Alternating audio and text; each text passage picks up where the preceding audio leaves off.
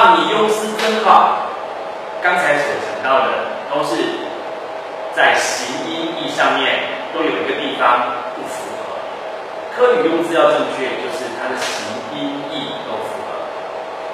第三个是更高层次的一个写作，就跟华语的写作一样，我们要能够巧妙的运用客语词汇、谚语、落户名言、客家老古人言带入我们的文章里头，这样的我们的文章才更显得有生命力、有客家味。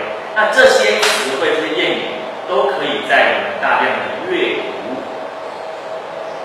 客语能力认证所自发的词汇参考书里头做一些练习，或者是在教育部的朗读文章当中，或者是一些客语出版品里头都有一些书写，让大家做一个参考。以上老太家小姐嘅就会抗议能力竞争作文题嘅准批防教，祝大家高分通过竞争，安之些。朋友，人講大家靠父母，純愛靠朋友，學識唔會差。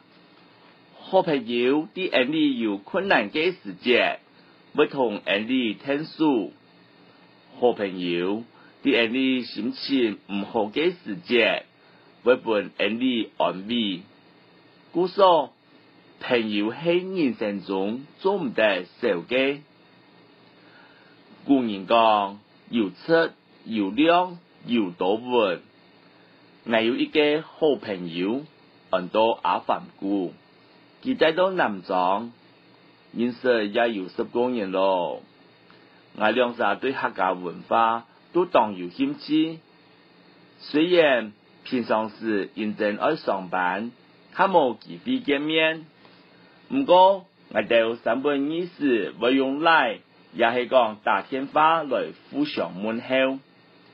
有陣時看到佢到面書當稿發表行義時，我也會同佢傾一隻讚。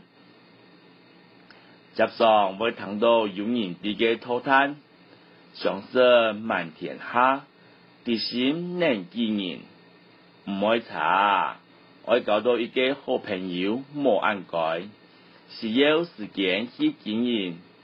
故所很靠愛去珍惜，有的朋友之間，不因為利益，也係講誤會，就打一面，冇再來往，實在當大喪啊！客家老古人言講，臨花臨堅，講人交心，我知道同朋友交往，一定愛講通義，有信用，互相了解。互相體諒，兩三人嘅友誼將會長長久久。